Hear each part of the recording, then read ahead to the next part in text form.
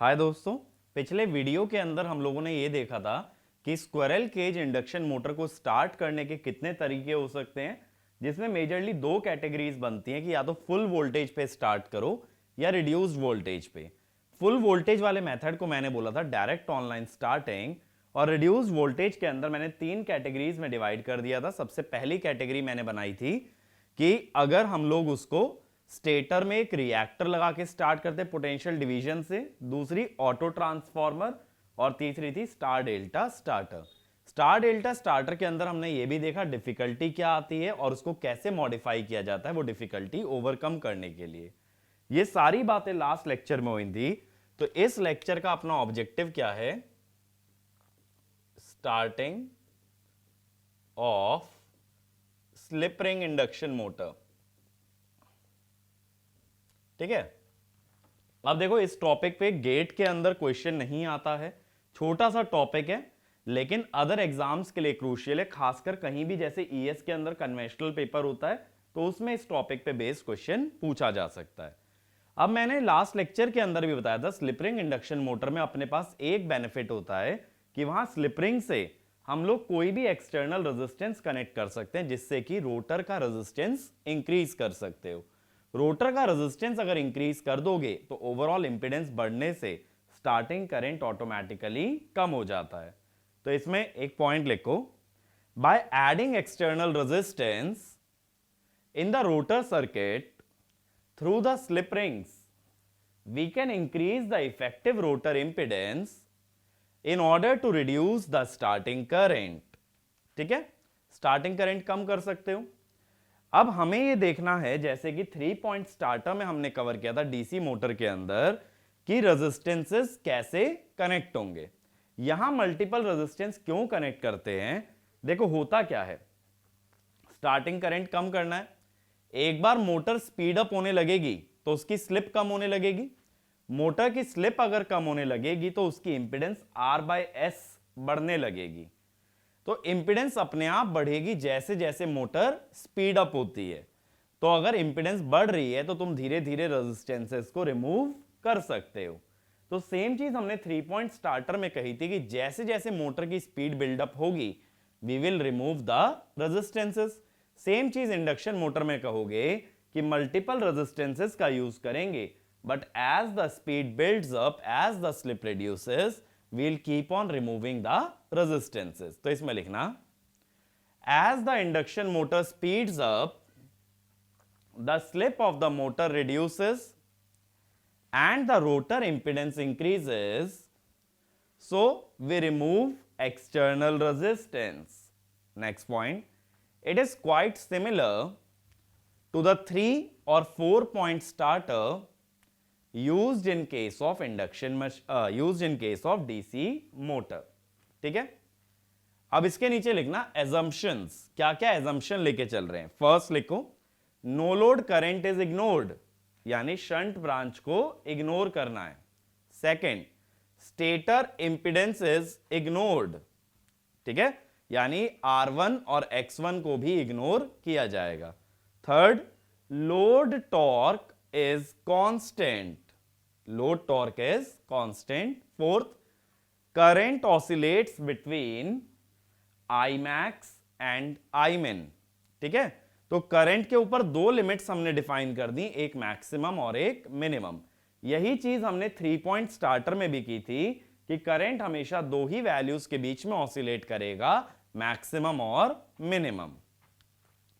अब मान लो हम लोग क्या करते हैं, रेजिस्टेंसेस लेते हैं, जैसे वहां पे स्टड्स होते थे ना, ऐसी स्टड्स के बीच में रेजिस्टेंसेस लगे होंगे। धीरे धीरे उन रेजिस्टेंसेस को रिमूव करते जाना है।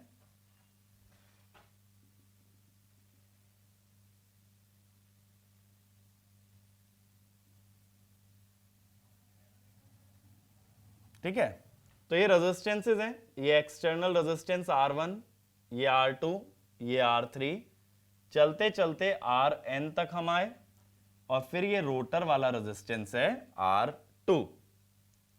ठीक है, ये बेसिकली X2 हो जाएगा। चलो इसको इतना ही रहने दो, लास्ट वाला रेजिस्टेंस रोटर का है।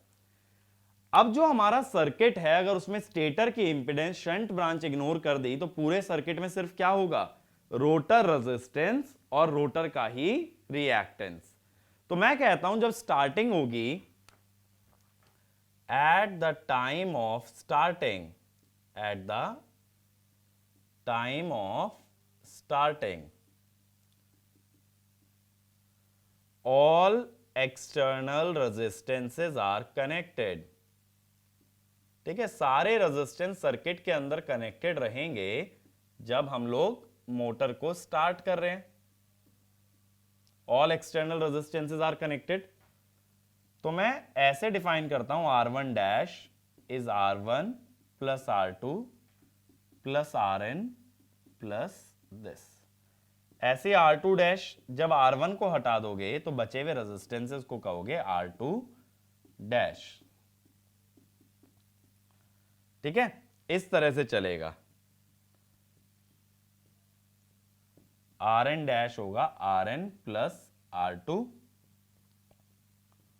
Rn plus 1 dash is R2।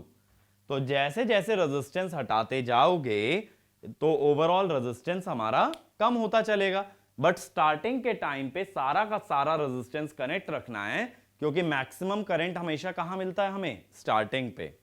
अब मैं कहता हूं कि यहीं पे लिख लेते हैं, at the time of starting, at the time of starting suppose हमारा करंट है I max। ठीक है, तो I max कितना होगा,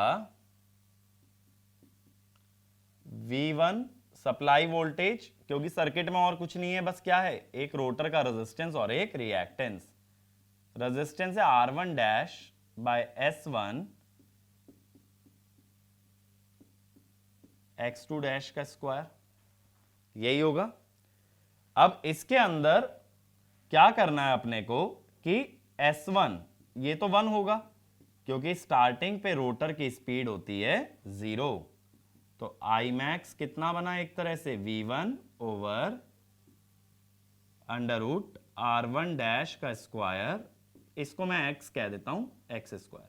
बार बार x2 डैश नहीं लिखूंगा, इसीलिए मैंने उसे लिख दिया है x। ठीक है, ये करंट बनेगा। अब क्या होगा कि जैसे जैसे मोटर स्पीड अप होगी, एज मोटर स्पीड्स अप, क्या होने वाला है, NR इंक्रीजेस, स्लिप होती है NS minus NR over NS, तो स्लिप कम होने लगेगी। स्लिप कम होगी तो जो रोटर का रेजिस्टेंस है R1 dash bye S increases, तो करंट डिक्रीजेस। भाई स्लिप जैसे जैसे कम होगी रोटर का इफेक्टिव इंपीडेंस बढ़ने लगेगा और करंट कम होने लगेगा। तो हम कहते हैं एज I रीचेज, जैसे ही करंट पहुंच जाए मिनिमम वैल्यू पे, रिमूव एक रेजिस्टेंस हटा दो R1। ठीक है, जैसे ही करंट कहां पहुंच जाए, I min पे। तो मैं कहता हूं I min कितना है, इस लॉजिक से V1, रेजिस्टेंस हटाने से पहले था R1 डैश, स्लिप चेंज हो गई होगी S2 पे। अब जैसे ही करंट I min पहुंचे हम तुरंत एक रेजिस्टेंस हटा देंगे R1। अब क्या होगा, motor speed can't change instantly.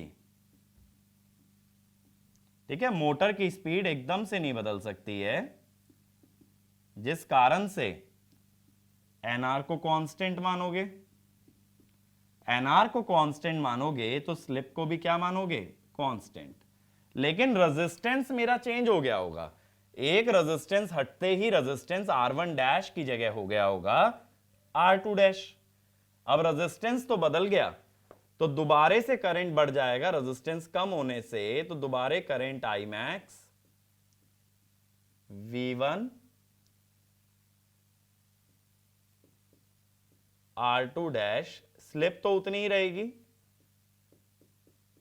समझे मेरी बात, कि स्लिप एकदम से नहीं चेंज हुई लेकिन रेजिस्टेंस एकदम से चेंज हो गया, तो करंट वापस कितना हो गया, I max.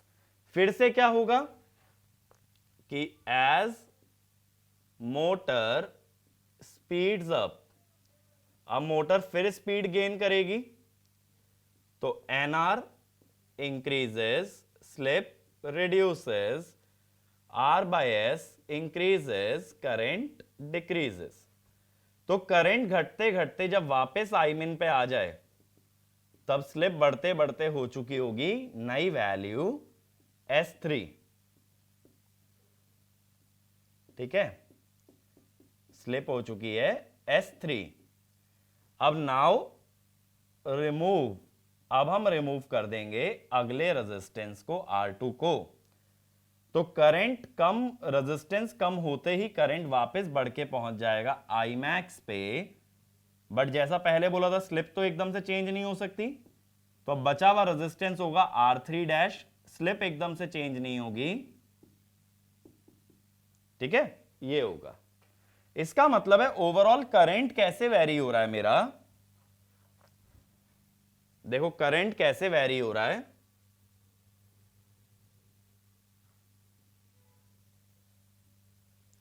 Current versus time. तो इसमें मैं दो लिमिट्स डिफाइन कर देता हूं, आई मिन और आई मैक्स। करंट इन दो लिमिट्स के बीच में ही ऑसिलेट करेगा। स्टार्टिंग पे करंट होगा मैक्सिमम,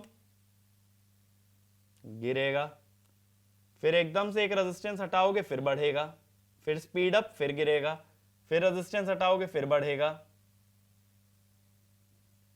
ठीक है, इस तरीके से करंट वेरी करेगा।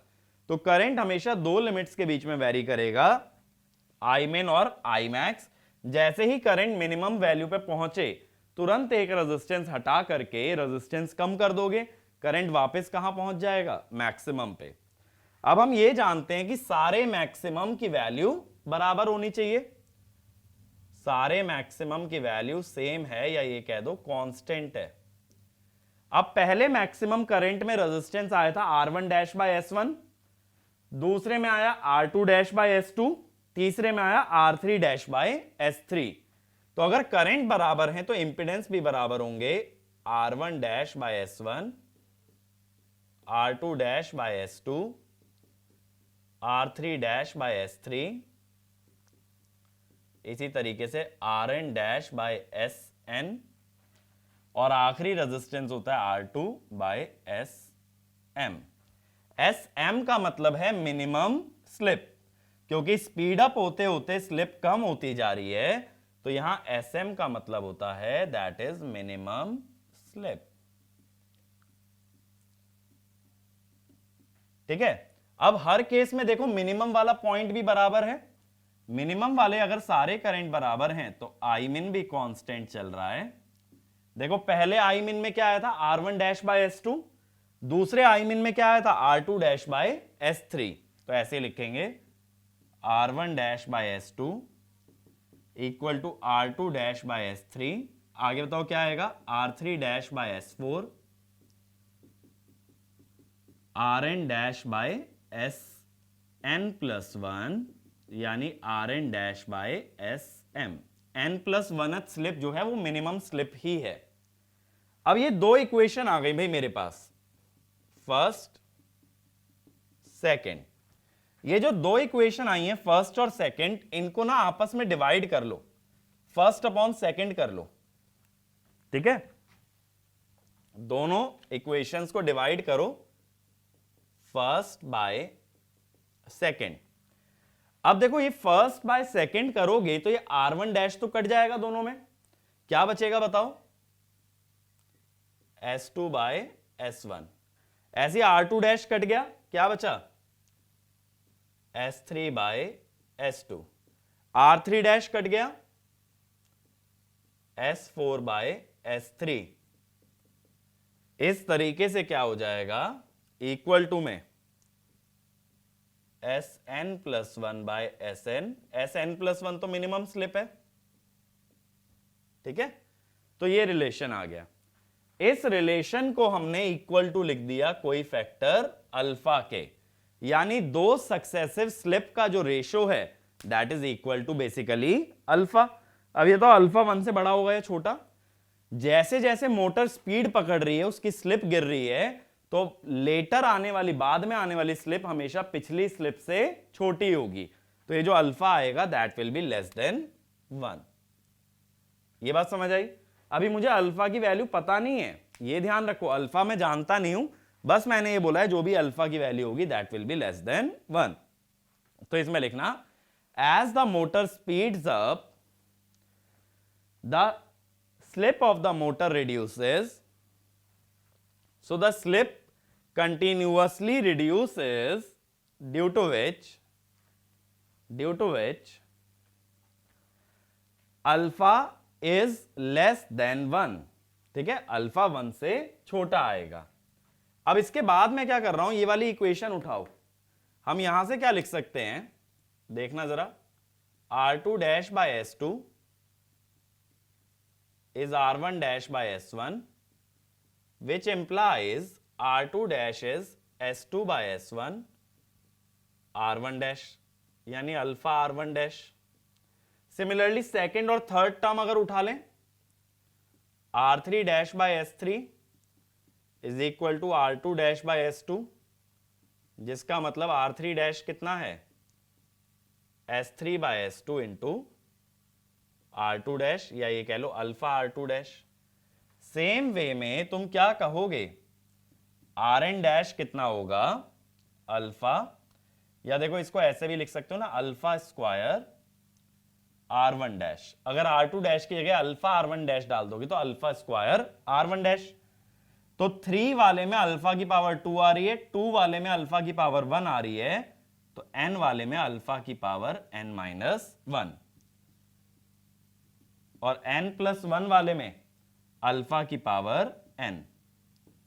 अब n+1 वाला था तो R2, तो ये हमें एक रिलेशन मिल गया।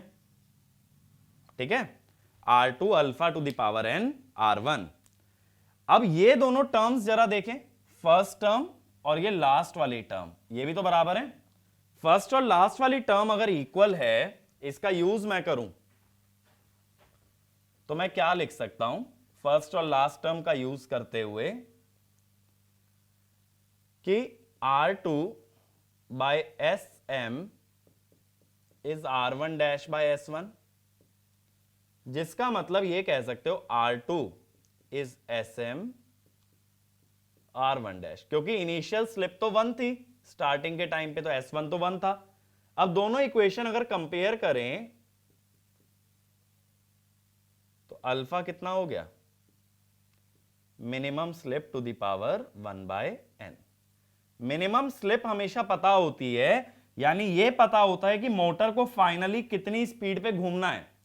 जब तुम्हें यह पता है मोटर फाइनली कितनी स्पीड पे घूमेगी, तो तुम मिनिमम स्लिप जानते हो, और उस मिनिमम स्लिप से क्या निकाल सकते हो, alpha, SM to the power 1 by n। एक बार अल्फा आ गया तो R1 डैश निकाल सकते हो। R1 डैश कैसे निकलेगा, ये देखो, R1 डैश होगा R2 over alpha two the power n। ठीक है, या एक काम करो, R1 डैश निकालने के लिए और क्या कर सकते हो, ऐसे कर लो, ये ज्यादा सही रहेगा, R1 डैश इक्वल टू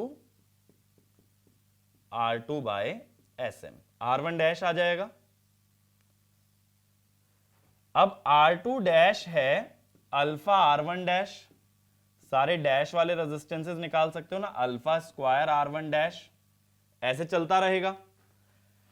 अब लेकिन मेरे को ये डैश वाले रेजिस्टेंस में इंटरेस्ट नहीं है। डैश वाला क्या रिप्रेजेंट करता है, the resistance in the rotor circuit. मेरा इंटरेस्ट ये है कि दो स्टड के बीच में जो जुड़े हुए रेजिस्टेंसेस हैं वो कितने हैं। जैसे पहला रेजिस्टेंस R1 था, तो वो कैसे निकलेगा, R1 dash minus R2 dash, total में से R2 डैश घटा लो, तो R2 डैश तो खुद ही अल्फा R1 डैश है, ये हो गया। फिर R2, अब R2 कैसे निकालोगे, R2 dash minus R3 dash. इसके लिए ना जो मैंने शुरू में फॉर्मूला लिखा है एक बार उसको रेफर करो। मैंने R2 डैश क्या लिखवाया था, R2 से लेके Rn तक प्लस स्मॉल r2, और मैंने R3 डैश क्या लिखवाया था, R3 से लेके Rn तक प्लस स्मॉल r2। तो R2 डैश और R3 डैश में सिर्फ एक फर्क था कैपिटल R2 का, तो कैपिटल R2 दोनों के डिफरेंस से आएगा। अब देखो इसको लिखोगे alpha R1 dash alpha square R1 dash, यानी alpha R1 dash 1 minus alpha. R1 dash 1 minus alpha तो R1 ही था। सेम वे में R3 हो जाएगा इसी लॉजिक से अल्फा स्क्वायर R2, Rn हो जाएगा, सॉरी अल्फा स्क्वायर R1। समझे? तो हमें एक रेजिस्टेंस निकालना है R1, फिर अल्फा अल्फा मल्टीप्लाई करके क्या आते जाएंगे, आगे के रेजिस्टेंसेस। तो सबसे पहले लिखो, स्टेप्स लिखना, steps of calculating external resistance. Step 1, calculate alpha using SM, minimum slip से पहले निकाल लो अल्फा। अगला, find R1 dash equal to R2 by SM, find R1 dash equal to R2 by SM। तीसरा, find R1 equal to R1 dash 1 minus alpha, ये लिखो find R1 equal to R1 dash 1 minus alpha. Step 4, find successive resistance using R1, तो ये लिख लेना R2 equal to alpha R1 alpha square R1 alpha की power n-1 R1। तो इस तरह से सारे रेजिस्टेंसेस निकाले जा सकते हैं।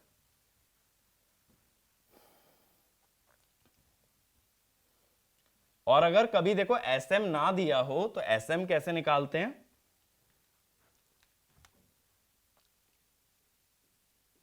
ये नीचे नोट करके डाल लेना। टू फाइंड SM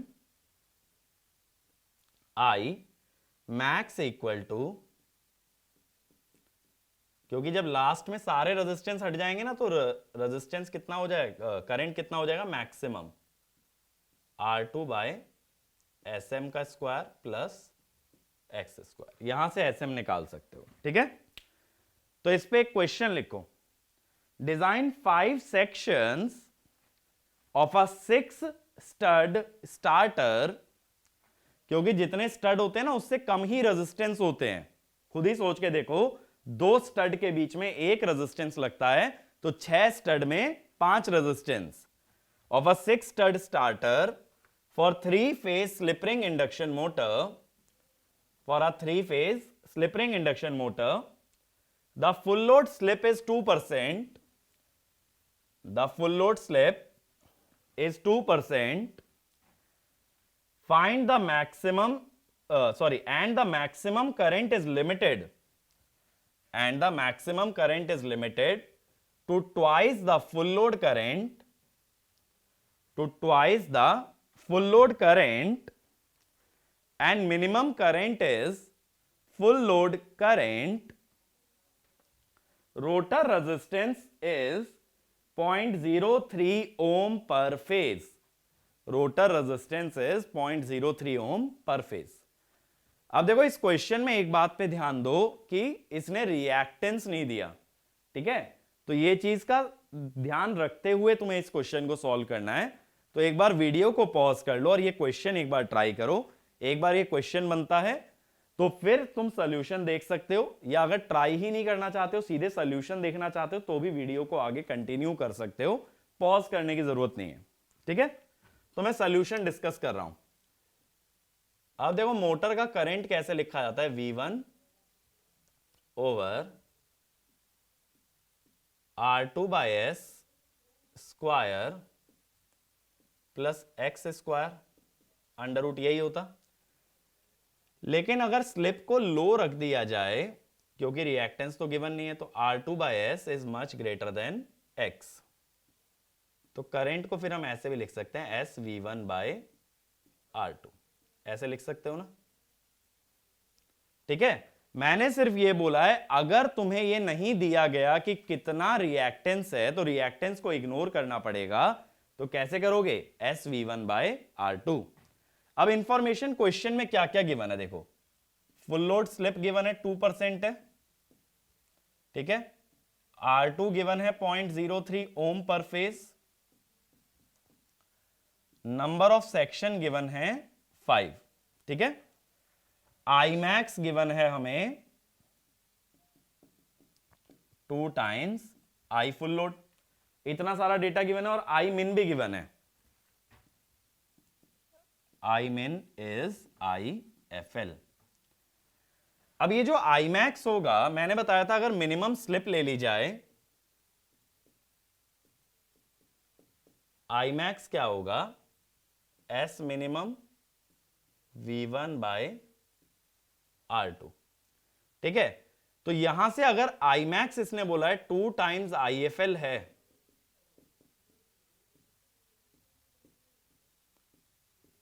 अब देखो फुल लोड के लिए इसने हमें कुछ डेटा दिया है क्या, फुल लोड के लिए हमें क्या बोला है, 5 section of 3 phase 6 stud starter, R2 दिया है, 2 टाइम्स फुल लोड करंट हमें दिया है। तो एक काम करते हैं, आई फुल लोड भी मैं लिख लेता हूं, ये होगा ना आई फुल लोड, बस मैंने S की जगह SFL लिख दिया है। अब दोनों का रेशो अगर लोगे तो ये बनेगा, तो मिनिमम स्लिप कितनी हो गई यहां से, फुल लोड स्लिप का डबल यानी 0.04, ये बन गया। अब हमने क्या पढ़ा था, स्टेप 1 होता है alpha equal to SM to the power 1/n, यानी 0.04 की पावर 1/5। एक बार कैलसी में डाल के देखना कितना आ रहा है, मेरे पास जो डेटा लिखा है उसके हिसाब से आना चाहिए 0.525, ठीक है, ये अल्फा होना चाहिए। अब हमने लिखा था R1 डैश होता है R2 बाय SM, 0.03 बाय 0.04, 0.75। अगला स्टेप मैंने बताया था R1 निकाल लेना, R1 dash 1 minus alpha, 0.75 into 0.475, alpha की वैल्यू 0.525 मैंने पुट कर दी है, तो R1 तुम्हारा आना चाहिए 0.3563,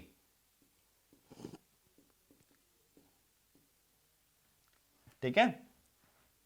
अब आगे के निकाल लेंगे, R2 को अल्फा R1 कर लेना, R3 alpha square R1, R4 alpha cube R1 और R5 अल्फा की पावर 4 R1, ऐसे निकालते चले जाना, ठीक है। तो ये सारे रेजिस्टेंसेस निकाल सकते हैं ना, तो ये हमारा बेसिक मेथड होता है। ये ध्यान रखना कि फुल लोड स्लिप को ना मिनिमम स्लिप मत मान लेना, इसीलिए उसने मैक्सिमम करंट तुम्हें दिया है, क्योंकि वहां से हम मिनिमम स्लिप निकाल सकते हैं using the full load slip. तो minimum slip we have to always calculate, it is not directly taken as the full load slip. तो ये वाला चाहे तो पॉइंट टू रिमेंबर भी कर लेना, do not consider full load slip as the minimum slip. तो ये क्वेश्चन क्लियर है। तो इसमें मैंने जो लास्ट में स्टेप्स लिखवाए ना, बस उतना ध्यान रखना, पूरे मेथड की डेरिवेशन का यूज नहीं होगा, एक बार के लिए कन्वेंशनल के लिए फिर भी तैयार कर सकते हो। जैसे मान लो 6 ये तुम्हारा जो है स्लिप रिंग इंडक्शन मोटर की स्टार्टिंग पे नोट आ गया और एक न्यूमेरिकल आ गया, तब तुम्हें ये पूरा डिराइव करके दिखाना पड़ेगा और बाद में तुम्हें ये सॉल्यूशन इस तरीके से निकालना पड़ेगा। अदर देन दैट अगर न्यूमेरिकल आता है तो न्यूमेरिकल के लिए लास्ट में जो स्टेप्स लिखे हैं these are more than sufficient, ठीक है। तो यहां हमारी दोनों मशीन की स्टार्टिंग कवर हो जाती है कि किस तरह से स्क्विरल केज को स्टार्ट करना और कैसे स्लिप रिंग इंडक्शन मोटर को स्टार्ट करना है। तो मोटर का एक एस्पेक्ट पूरा हो जाता है, दूसरा एस्पेक्ट होता है स्पीड कंट्रोल, जो कि हम आगे कवर करेंगे। Thank you.